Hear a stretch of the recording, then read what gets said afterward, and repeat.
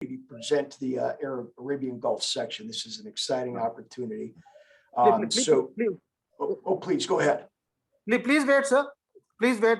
Our president will come and he will give the introduction about you. Then he will invite you to present for it. Awesome. Thank you. Sorry, my misunderstanding. Oh, thank you, sir. Please be patient.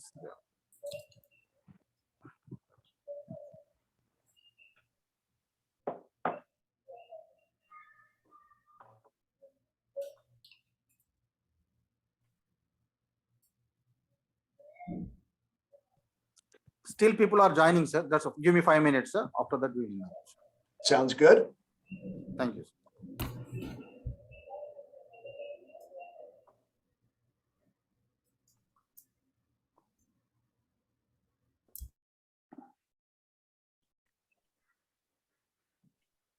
Gentlemen, good evening from India. This is Suleiman.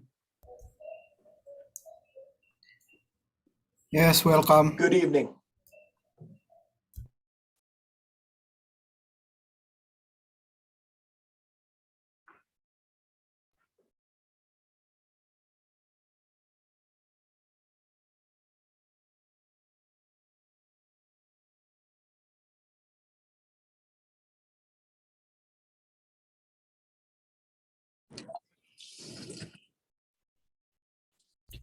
Hello, good evening. I think our president, Mr. Gassan, is available now. So, Mr. Gassan, can we start our AACE webinar? Yes, welcome all to our webinar. It's a pleasure to have you again. We have a presentation for you today. And let me start by saying, Assalamu alaikum wa rahmatullahi wa barakatuh. Good evening, ladies and gentlemen. I am Ghassan al-Dosari, the AACE AGS president. On behalf of the AGS board, I welcome you all to our 10th technical webinar. I'm also glad to inform you that the next CEP and CCP will start mid of June 2022. The registrations are under progress, and I request all professionals and top management to sponsor their professional employees to join our forthcoming certification courses. Today's technical webinar will focus on considerations when using the modified total hour method for quantifying loss of productivity. We have two guest speakers today. The first speaker, Mr. Cory Milburn, who has over 20 years of experience in guiding clients through management optimization, risk mitigation, and the resolution of challenging situations in the construction industry. His success evolved from various roles in expert-level claims development and defense strategy, CPM scheduling, project controls management, productivity analysis, forensic schedule analysis, contract entitlement, risk management, dispute resolution, and training. Cory has served in numerous challenging leadership positions throughout the top-rated construction companies, government agencies, and consulting firms. He has created and directed training for world-renowned construction and consulting companies, focusing on how to develop effective process in a limited resource environment. Our second speaker is Mr. Suleiman, who has over 7 years of experience in the construction and consulting industry. He has project management experience preparing and maintaining project schedules and budgets, performing forensic delay analysis, loss of productivity analysis, quantum analysis, and claim management. Once again, thank you for joining us, and I hope this webinar will be beneficial for your professional excellence. Thank you so much for the introduction. It's an honor for Sol and I to be able to present to the group today and to the Arabian Gulf section. So as introduced by the president of the chapter, today we're going to talk about the considerations for using the modified total hours method when looking at loss or trying to analyze loss productivity. So real quick, I'm not going to dive into a whole lot about me. That was covered very well in the introduction. Thank you for that. Just a little bit of background for me when it comes to AACE. I've been a AACE member for, I believe, almost 15, 16 years now.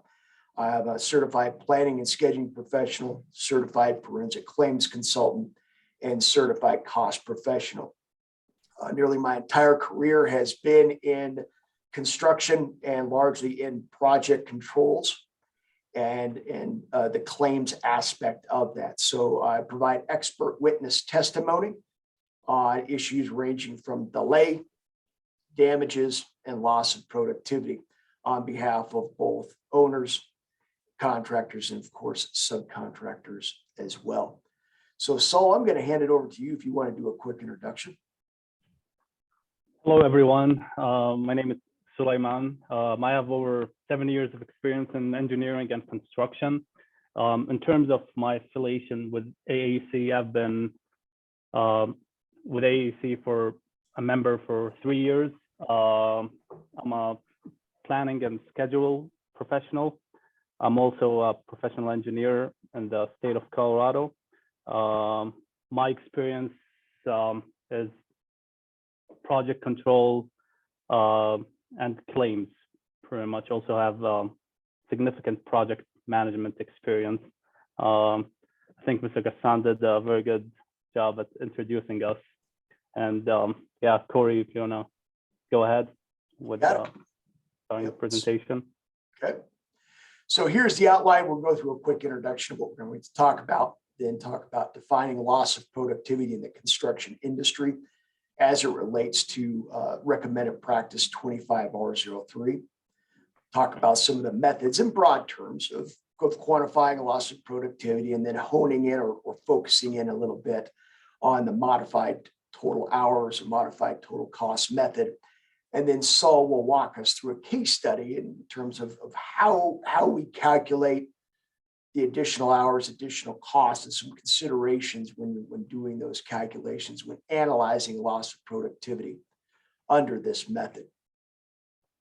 So real quick, loss of productivity can result in substantial consequences to both contractors and owners. So why is that? Well, for most projects, labor is the highest variable cost on projects, meaning that it's hard to predict. We can lock in, except for nowadays, we're usually able to lock in material costs, right? Our commodities, we can lock those in through quotes. We're able to get firm fixed prices from our subcontractors. But one of the issues is a prime or a subcontractor who's doing a lot of self-performed work. One of those big variable sources of cost is labor. And so when issues affect the project, and we'll talk about what some of those are, those labor costs can increase. But why? Well, that's because we're not as productive. But quantifying and proving loss of productivity is a complex exercise. And we'll see some of that, and those who have worked on quantifying loss of productivity know that, depending on the method, depending on the circumstances, the documentation available, it can be very difficult in terms of just quantifying, let alone supporting, analyzing, and attributing costs of loss of productivity when it occurs. So what we'll do today, we'll define the loss of productivity in the construction industry. What does that mean? Identify the different methods for quantifying loss of productivity, and to discuss what considerations we need to keep in mind when we approach the quantification of loss of productivity using the modified total hours or modified total cost method. So what is loss of productivity? Well, AACE defines it as something as simple as the difference between the actual productivity and what was planned, but taking a step back, what is productivity, right? We think of input versus output. So what are we putting in versus what are we getting out? What I mean by that is when a contractor's working on a project, they're expending labor hours to produce something, whether that's cubic yards of concrete placed, linear feet of pipe installed, linear foot or square footage of walls framed. That's how when we look at productivity, we look at it as input versus output. So when there's a variation in terms of how many hours are going in to produce something, that's when we begin to see, or we can recognize that loss of productivity is occurring, i.e. more hours are being incurred to produce the same or less amount than what was estimated. So as a result of those increased labor hours, of course, the cost of labor increases. And so project costs increase. So what can cause loss of productivity? I mean, those who've worked on construction projects know that there are significant numbers of causes of loss of productivity throughout the industry. Let me close my Teams here. I'm getting hit with some messages. My apologies. Potential causes of loss of productivity: differing site conditions, out of sequence work, labor availability, the stacking or compression of trades. But one thing that we've seen recently, and that's the item that we have identified at the bottom, is changes in law, or what we've seen as a result of COVID, the impacts related to there, whether that's increased numbers of workers who are sick, who are not available to work on the project. We have social distancing. We have supply chain issues that causes disruption. There are as many causes or circumstances for loss of productivity as there are types of projects. And there are just numerous issues that may cause loss of productivity. So how do we quantify that? How do we analyze that? So the recommended practice 25R03 outlines a lot of methods or various methods for quantifying loss of productivity. We look at project-specific studies, and really, this is the ranking that AACE outlines in terms of the preference. What if you're able to do these? Here's the order in which you would like to go, starting with the project-specific studies. I would say the gold standard, the most preferred method, and that we're all aware of that. That's the measured mile, comparing an unimpacted segment of work to an impacted segment of work. Why is that important? Well, that measured mile method shows that the contractor was able to achieve its estimated productivity on the project, barring the impacts to its work. And then we compare that productivity achieved in an unimpacted segment of work to an impacted segment of work. So you overcome a lot of the issues that we'll talk about when it comes to the modified total cost method, in terms of proving that the bid was reasonable and the costs were reasonable. That's rolled in, that's inherent to the measured mile method, and that's why it's so highly preferred. Then we have the project comparison studies. And so in Sol and I run into this a lot, where a project itself may have been so impacted that a measured mile simply does not exist. The project suffered from impacts from the beginning to the end, and we're not able to identify a period where the contractor was able to perform based on its bid, the conditions that it anticipated in its bid, or as reflected in the contract documents. So we look, has the contractor or subcontractor performed a similar project? Now, there's a lot of challenges that come to the project, the comparative project study. A lot of factors that come into play. So one of those issues is does the comparative project match what you're comparing it to? You know, the same crews, same supervision, same location, same time. I'm working on a case right now where the contractor is attempting to, we are adverse to the contractor who's comparing to a project that was built 20-some years ago. So, you know, there's a lot of questions that come into mind as you walk through these different tiers. It becomes a little bit more difficult or a little bit more challenging to prove loss of productivity. So that's where we get into the specialty industry and general industry studies. So we've seen the studies that come out that say, okay, given certain amount of overtime hours per week, per month, there is an expected loss of productivity.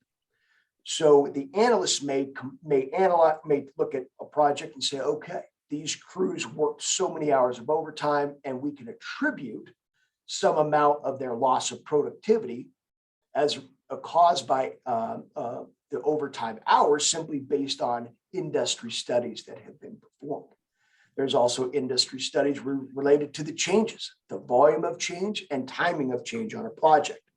So as the volume of changes increase, and what I'm really focused on is the additional labor hours incurred related to changes, that of course affects the base contract work.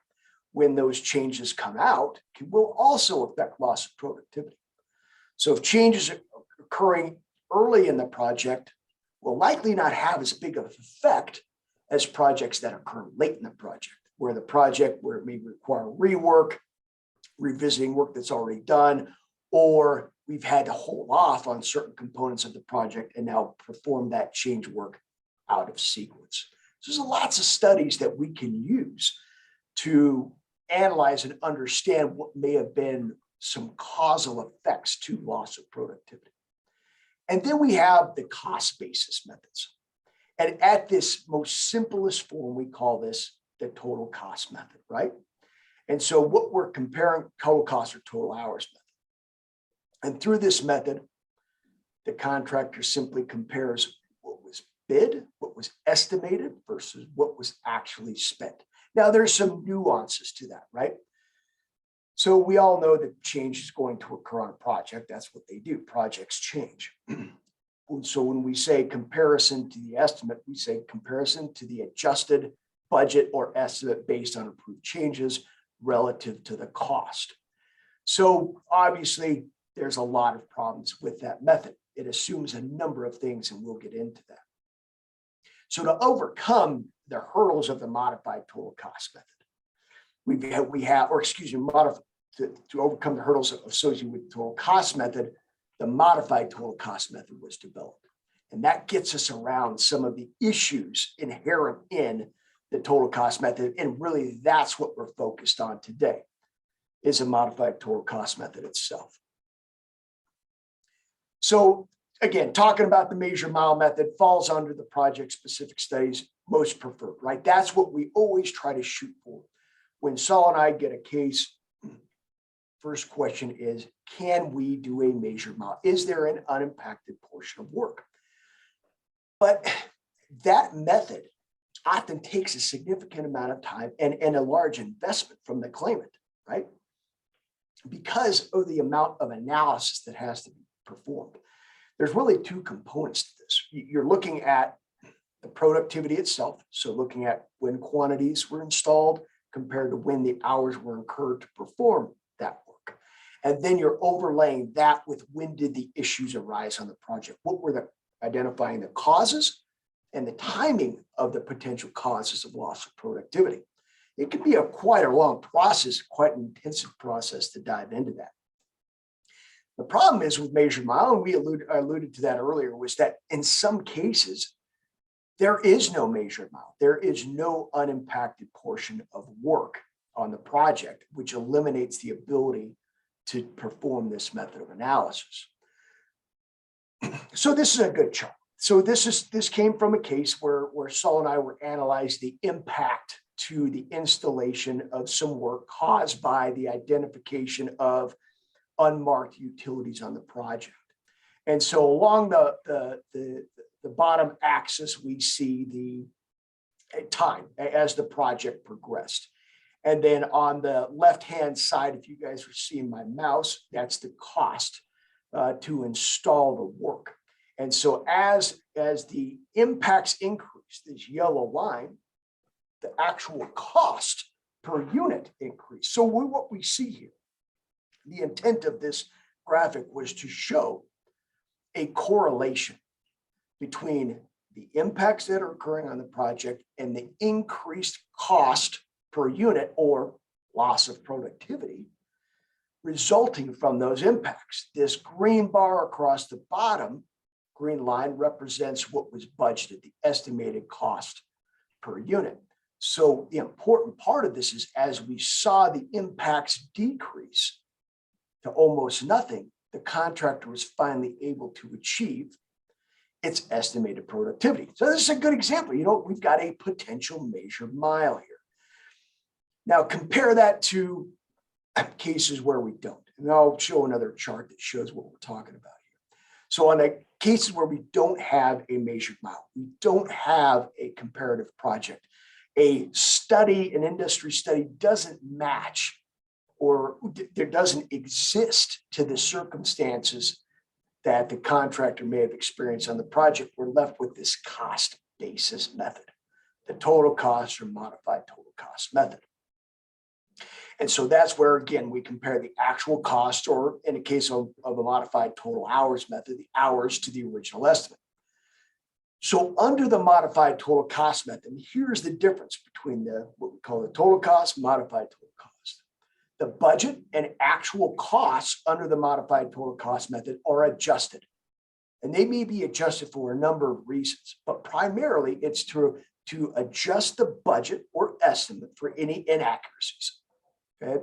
So when we go to compare the budget, we've got to make some changes if there are known bid busts. For example, contractor underestimated the number of units.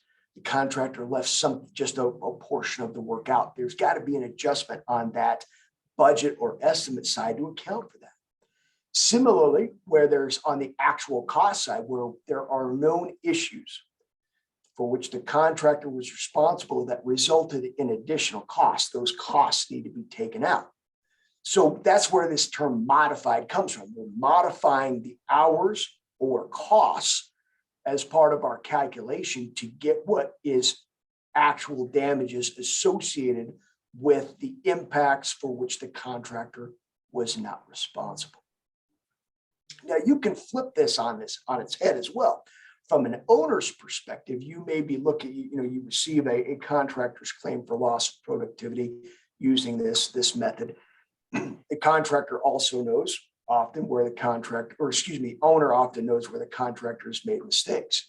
And so the owner can make these same adjustments in receipt of such a claim and approach this almost in the same way.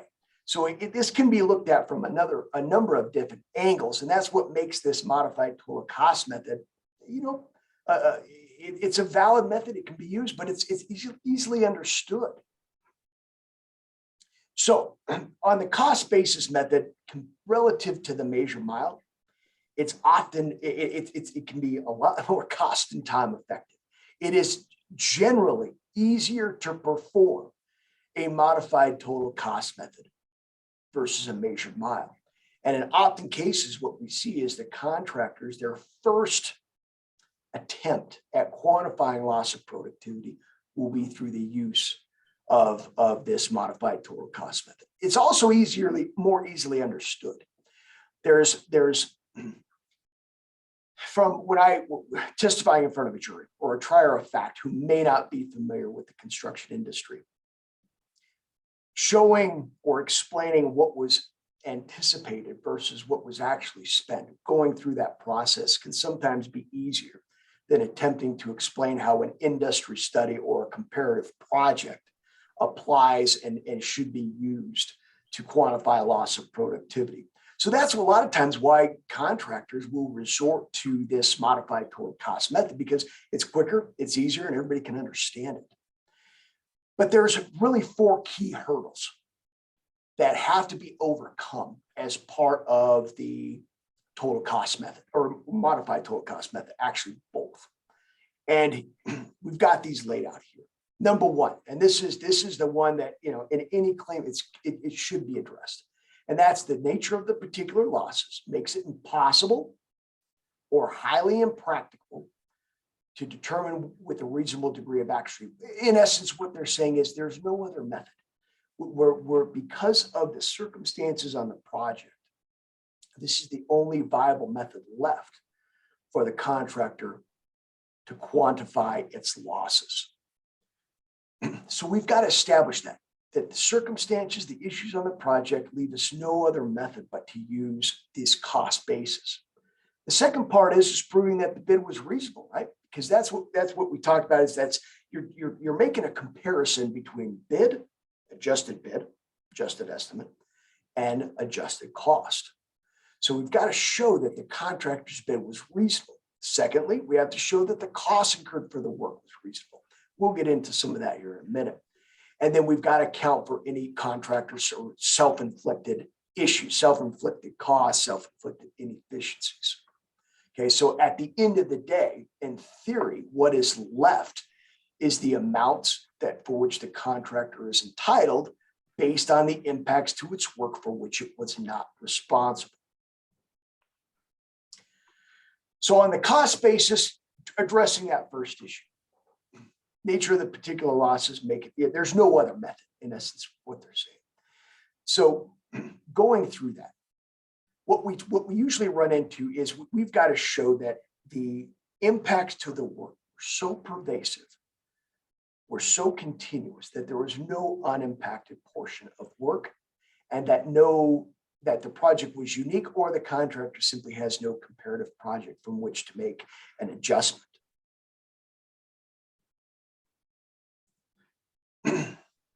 So here's a good example. This came off a project that Saul and I worked on a couple of years ago, where it shows the number, the volume of impacts each month by type.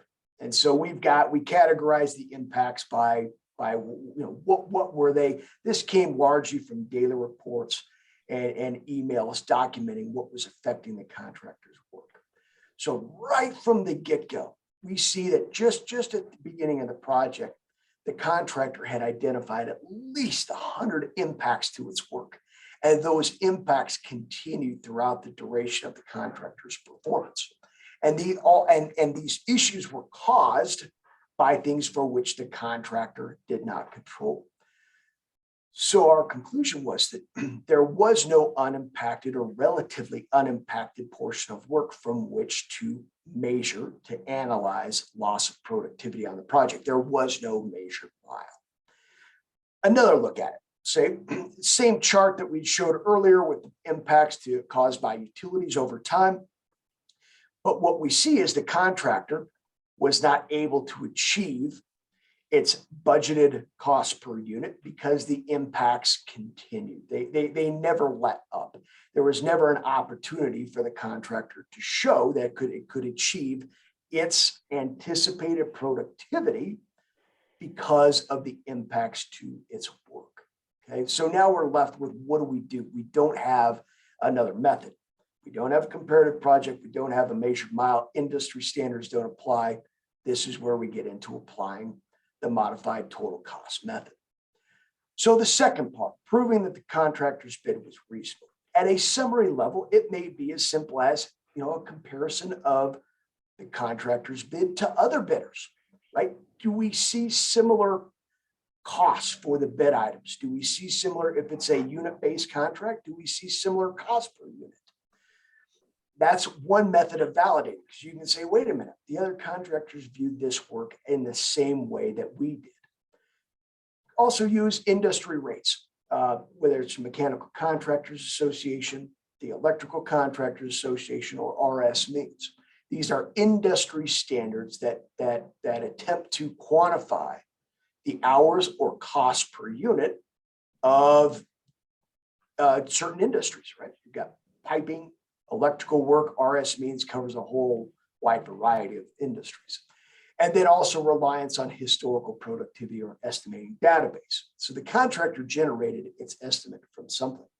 And a lot of times that something is historical productivity over the life or certain range of the company. So they may have derived its estimate based on a comparison to several historical projects, but there is some backup. So as part of the modified total cost method, the expectation may be that the contractor has to show that its bid was reasonable and it was accurate. The other part of this comes into the modification part, and this is this bottom bullet point. Most likely there's going to be an adjustment to the bid, right? When we're comparing estimate to actuals, this is the estimate or bid side. Any changes, any adjustments for the contractor that the contractor makes in its comparison, we need to explain those. Those need to be, hey, we missed this component of the work, or this unit rate was not accurate. Here's an adjustment, but there needs to be an explanation with that. Here's the opportunity to do the modifications under the modified total cost method. Okay.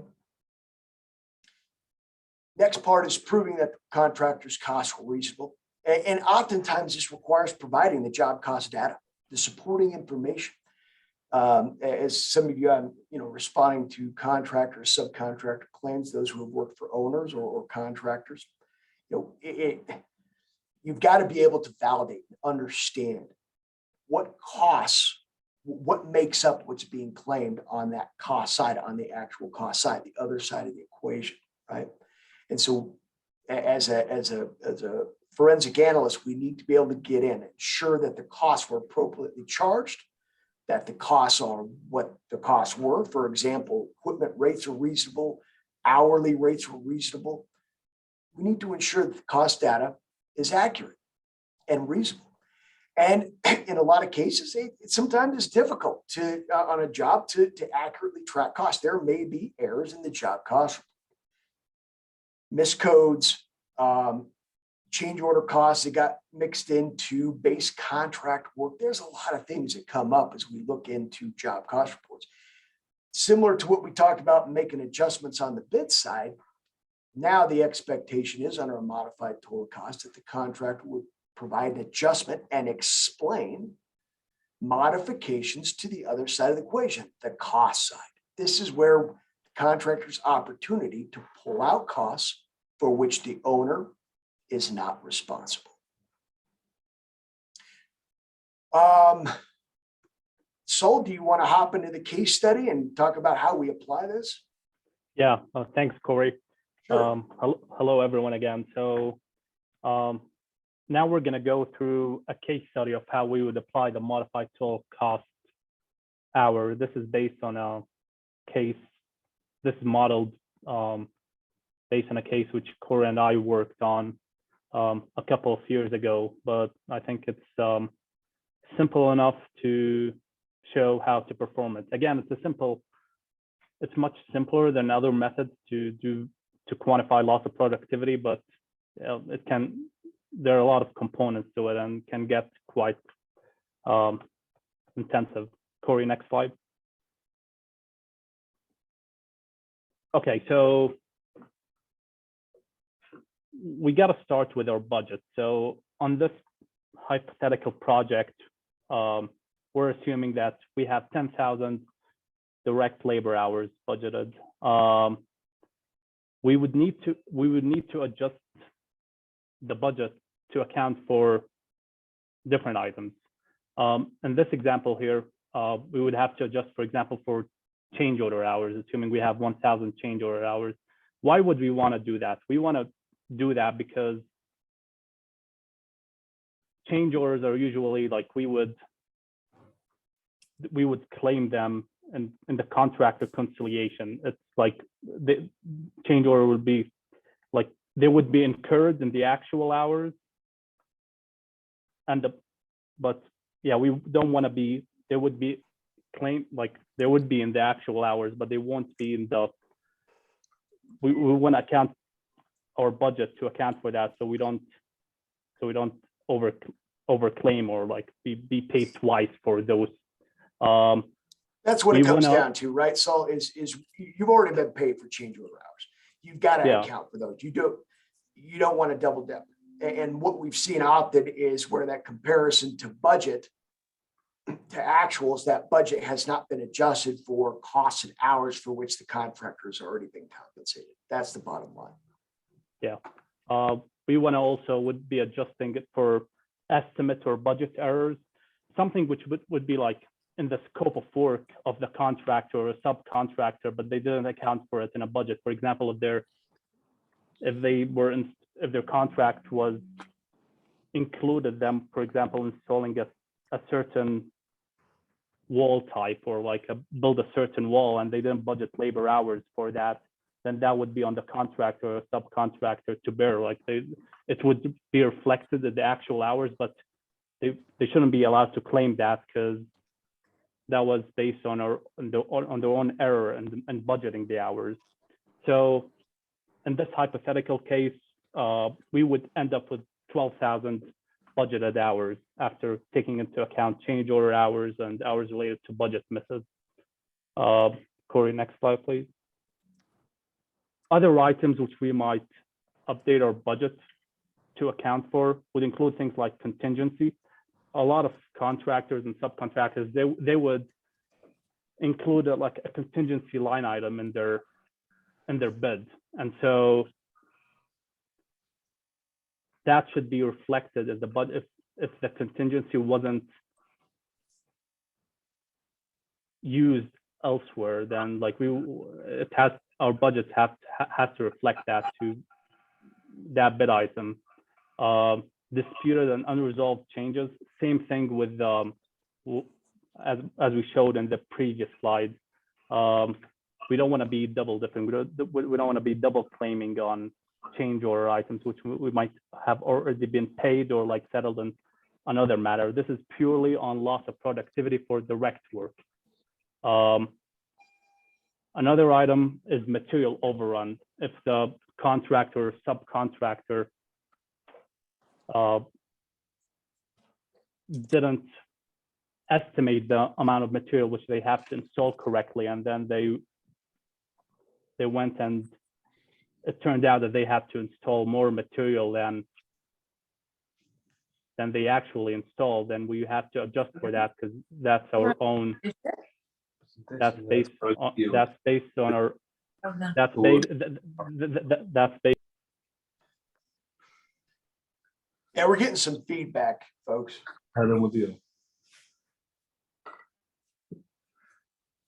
If you don't mind, just making sure everybody's muted. Zoom. I think I took care of it. So in this case, right, we're looking when we get a contractor says, hey, we have a potential claim on the project. One thing we'll look at when I say a loss of productivity claim, we'll look at what happened on material costs. And what we often see is where a contractor simply underbid the work. And so a quick way of identifying that is if the material costs are much higher than what was bid. So for example, the contractor bid 1,000 cubic yards of concrete, but they paid for the job cost report shows that they paid for 2,000. One of the guys I used to work with used to say it's not self-installing concrete, it's not self-installing material. There was labor involved to get that material installed. And so that's a sign that there needs to be an adjustment in the budget to account for the hours that would have been associated with the additional material that showed up in the job cost report. Now, there may be other explanations, material escalation, rework, things like that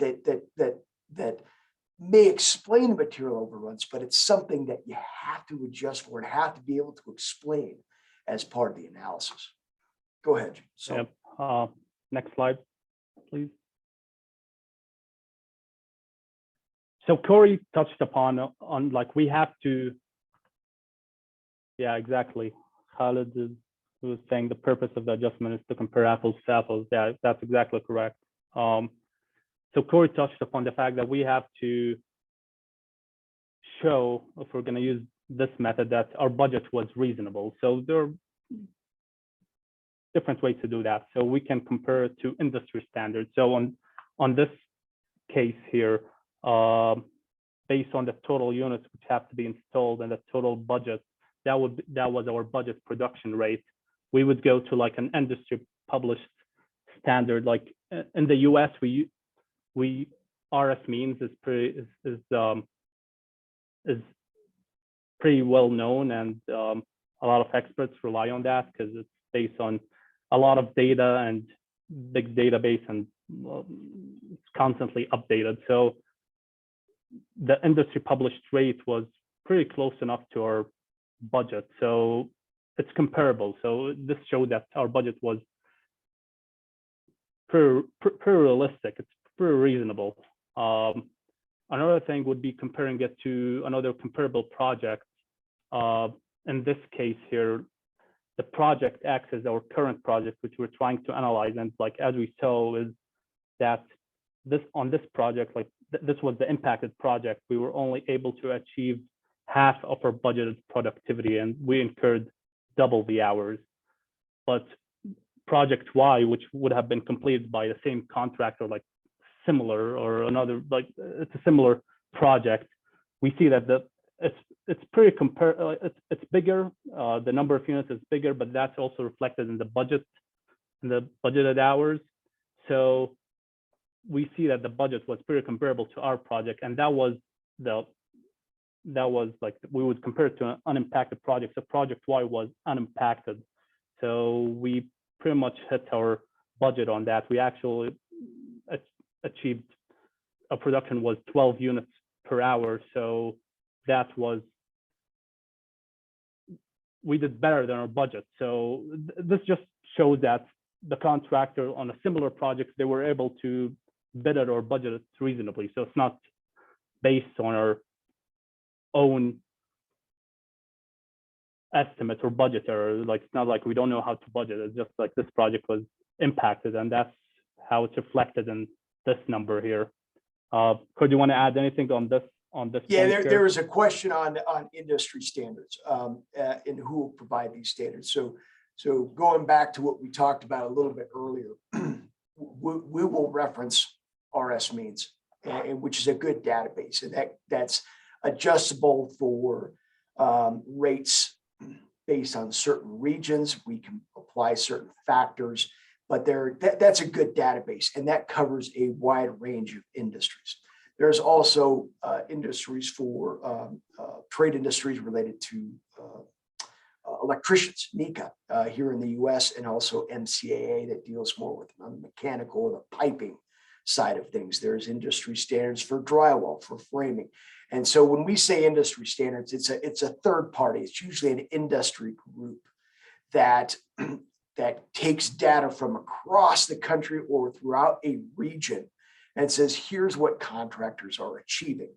And so we can use that then to support or justify or ensure that the estimated productivity rate was reasonable. Now, there's always caveats, right? There's always things that, well, this project was located in a more remote region, or, you know what, we've got some labor issues in this part of the country, or whatever the case may be. There's always something that we have to account for. You can't just wholeheartedly accept industry standards, but it's a good benchmark. It's a good way to say, okay, you know what, we're not that far off.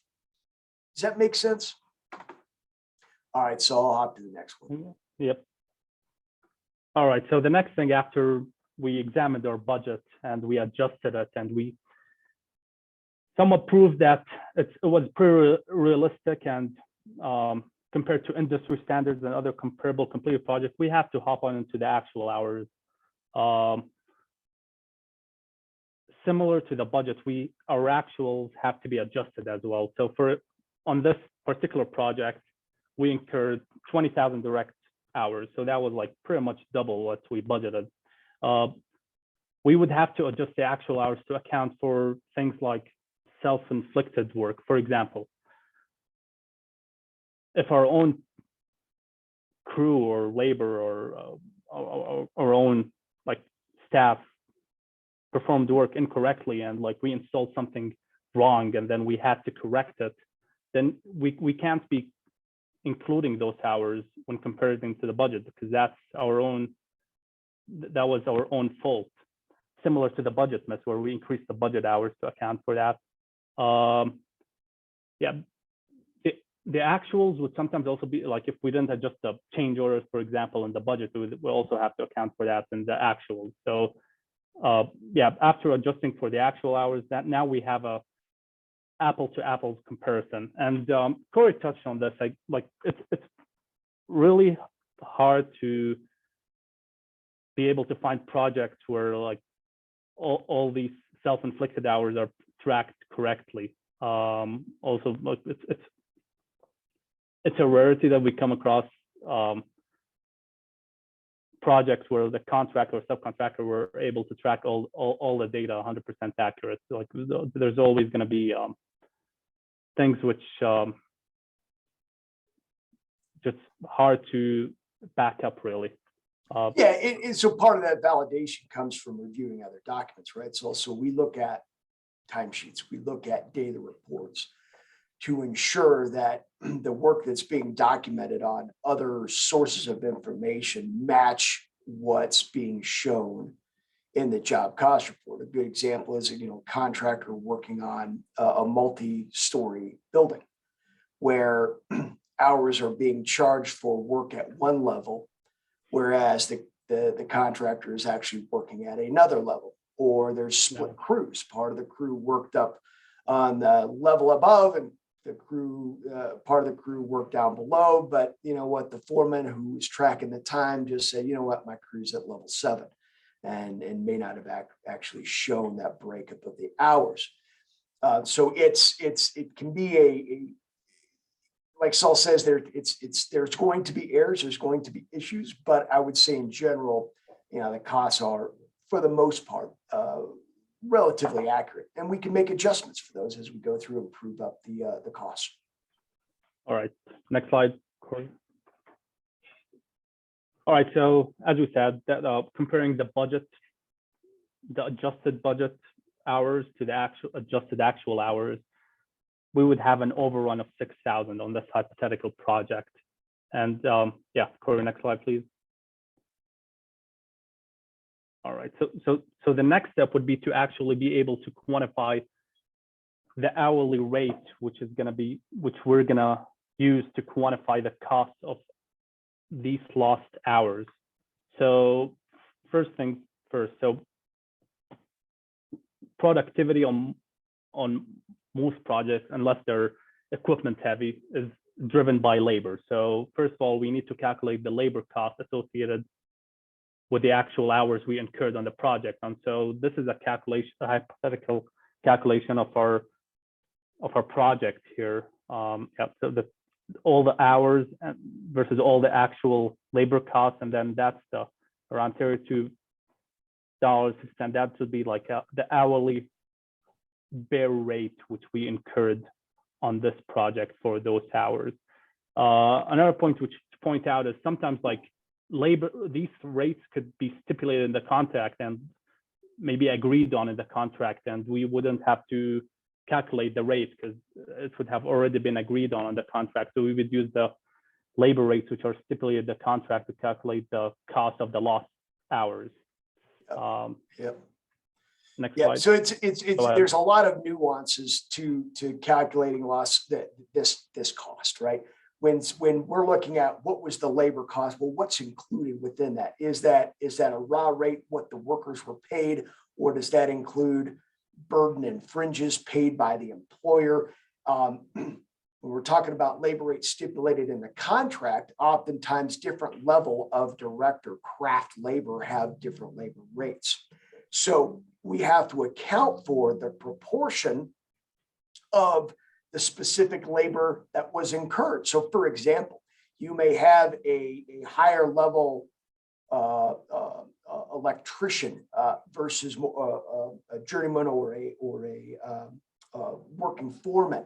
Those labor rates are going to be different. And so when we're applying labor rates stipulated in the contract, we have to understand the proportion of hours associated with what was actually incurred on the project. I would say this part takes a lot of thought and a lot of analysis to ensure that the appropriate labor rate is being calculated. Go ahead, Saul. Next slide, I guess Cory. next slide. All right, so we calculated our labor rate if it hasn't been stipulated in the contract. The next thing which we would account for are adders. Usually, as the cost increase, as we incur more labor, we're going to be incurring more costs on things like equipment, consumables, disposable safety items, because these are labor driven. So the longer we are on site, the more we're going to use these items, and the more costs we're going to incur. So the calculations for the adders is pretty similar to the labor rate calculation, but in this example here, so we have 100K in total adders cost, and then these are the actual hours we incurred, which is what we use also for a labor rate calculation, and then we would get a adder hourly rate. Yeah, these items we would need to get into the job cost data, and we would need to code these costs to be able to identify which costs would have been impacted by our loss of productivity, these labor-driven items. Yeah, Cory, you want to add anything on this one, or we should go to the next slide? That makes sense. That makes sense. All right, so at the end, we calculated our labor rate, and then we got to add our adders rate to that. So we would end up with a composite rate. In this example here, we have the labor rate, which is $32.5, and the adders rate. And so we would end up with 37.5 as a composite hourly rate, including labor and all the labor-driven items. Slide. All right, so we would, final step would be to multiply the composite rates we calculated by the additional hours we calculated. So the additional hours were, again, the adjusted budget to the adjusted actual hours, and the composite rate was the rate of our direct labor and all the labor adder costs associated with that. And so, yeah, this calculation would end up being 225,000, and then we have to add markup as specified by the contract. Again, if you're performing that, you have to refer to the contract to see what is the markup which is specified on the change order work or in claim work. So after adding markup, then we would end up with this number here as our total cost of loss of productivity. Next slide. All right, so this slide here just summarizes this case study, the steps we performed to calculate our total cost of loss of productivity. Again, just recapping pretty quickly. So first of all, we have to look at the raw budget hours, and we have to perform the necessary adjustments. In this case, we have to adjust for change orders and budget misses. And then we have to look at our actual hours. We have to adjust the actual hours for things like self-inflicted. And then we would calculate our adjusted hourly overruns. The next steps would be just to calculate the direct labor rate and the adders rate. And the final step would be to calculate the cost of loss of productivity by just multiplying this composite rate by our hour overrun plus markup. So next slide. All right. So when we talk about that cost basis method, and we're talking about the modified total cost method, Sol walked through this. It's relatively simple. Now there are some nuances. It does become a little bit more complex as you may have to dive into labor rates, make adjustments for certain unique aspects of the project, but it's pretty easily laid out. It's a pretty simple calculation at the surface level. And this method, it may be the only thing that's left for the contractor, the subcontractor, or the expert or analyst to use, given the project specific characteristics, given no measured by a comparative project or an industry study that supports what happened. In most cases, I would say generally the modified total cost method is going to be, you're going to get to the results faster and be more cost effective. And a lot of times it's kind of the first pass of trying to understand what is the magnitude of cost associated with the loss of productivity on a project or a certain part of the project. And it's going to be easily understood by the audience. It's I'm not going to say it's more easily accepted by any means, but it's a simple calculation where a layperson who may not be familiar with loss of productivity, it's going to be more easily understood by an audience that that may not be as well educated on some of the nuances of this. So the other big key is understanding the 4-part test, right? Understanding that you've got to show that there was no other way to discreetly or through another method quantify loss of productivity. Got to make sure that the bid was reasonable, that the costs were reasonable, and ultimately that the contractor is accounted for its own issues and not claiming those costs against someone else. So I know we have some questions coming in. Is it all right if I go off what's shown on some of the text here and address a couple of these, and then we'll open it up to the rest of the group? Okay, so one of the questions is suppose the contractor doesn't have a separate record of resources assigned to the particular activity, but he has record for total resources allocated during the project for that particular period. How can the contractor prove loss of productivity? So this is more at a global level, right? We don't have hours. I think what this question is getting at, that the units weren't tracked, the hours weren't tracked necessarily to specific cost codes. So one of the ways that we've looked at this is through more of an earned value analysis, a percent complete of the project. In its most simplest terms, from an hours perspective, what we'll do is analyze, and this is usually for smaller projects or more trade specific, an electrician or a HVAC or a mechanical contractor. And we'll say the contractor estimated 1,000 hours for the project. And we will analyze the percent complete over time based on the contractor's invoicing to the owner, to the client, or to the prime contractor. And so what that does is ultimately we're saying here was the budgeted hours per percent complete on the project versus what was actually spent per percent complete. So you boil it down to dollars, hours per dollars earned, or hours per percent complete. Now, there are some adjustments that you have to make. For example, if it's a very material heavy contract where the purchase of materials accounts for a percentage complete on the project, we've got to pull those out.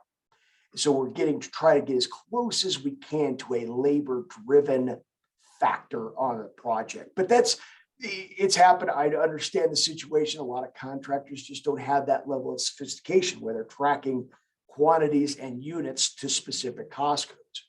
In those cases, you just have to take a little bit higher level summary look at it. The other statement was that most of the contracts stipulate day or work hourly rates in the contract for calculating disputed additional man hours. That makes the analyst's job easier. It just does. Having that stipulated in a contract where you're not having to go back and determine and calculate that, that's going to be a lot, make the lives of everybody a little bit easier in terms of you don't have to fight over what the actual labor rate should be.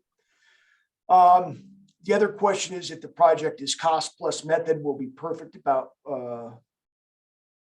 unit rate contract. Projects. Mohammed, I'm not following your question. Do you mind chiming in, sir? Hello. Hello. Yes, I can hear you, sir. Yes. My question was, this method is very good for cost plus type contract. Normally here we have a unit rate contract.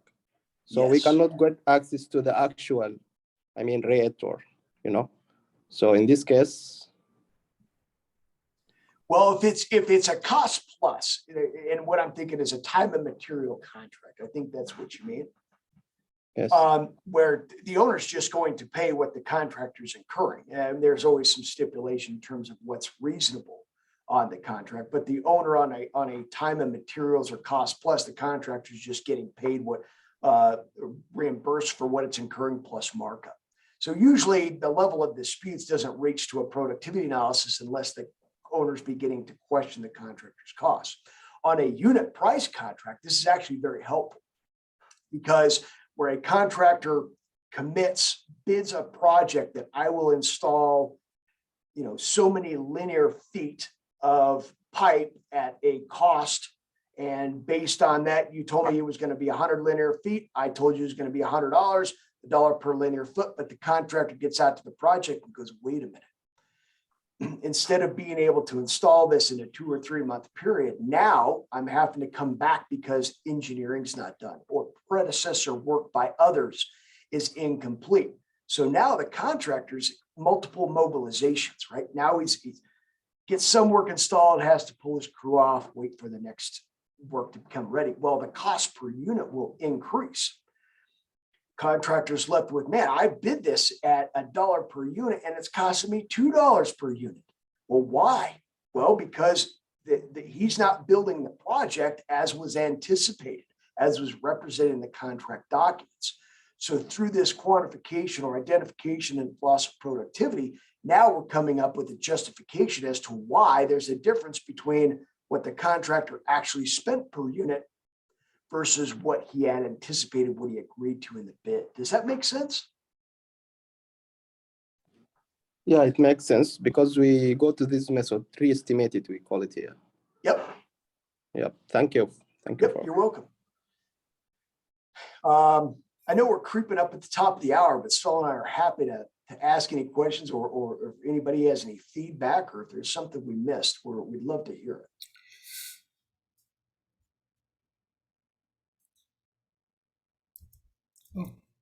Okay, so far there is one question here. I think I don't know if you let me read it to you.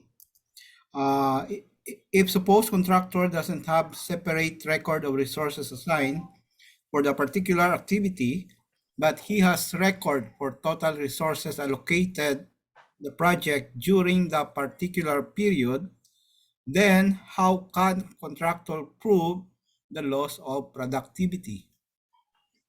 Yeah, great question. And I want to make clear, this is when I was referring to that earlier example of more of an earned value analysis, where the contractor may have to look at it at a little bit higher level rather than hours or cost per unit. Now the contractor is trying to look at hours or cost of labor per percent complete, because more than likely the contractor has submitted pay applications to the owner, considering if it's a multi-month or multi-year project. Even if those granular specific records don't exist, what we do have are progress payments and progress representations in the payment applications themselves. So we can analyze that, for each month that the pay application was submitted, how many hours were incurred to generate that revenue or to get the work completed. So even if we don't have units or specific cost coding at a summary level, we can get to some level of productivity. Is it as specific? No, it's not, but we can still get there. I think we have a question here on, do we have any standards and codes of productivity norms in Gulf region? Not really sure what you're referring to in terms of, are you talking about any published industry rates which can be used for comparison on your current project, or are you talking about something like AACE or like the American Society of Civil Engineers? Is that a question? Or unless Cory, like, you have an idea? I think the question is referring to, we talked about RS means, and that covers really North America. Are there standards that apply in Gulf Coast countries in terms of what to expect on productivity? I'm sure there are. In the cases that I've worked on in this region, it's been large contractors who had their historical productivity on projects specific to that region. So that's what we've relied on in the past is, hey, they built similar projects in that region, and here's what was achieved. Whether or not there's any published industry standards specific to that area, that's a great question. I don't know for sure.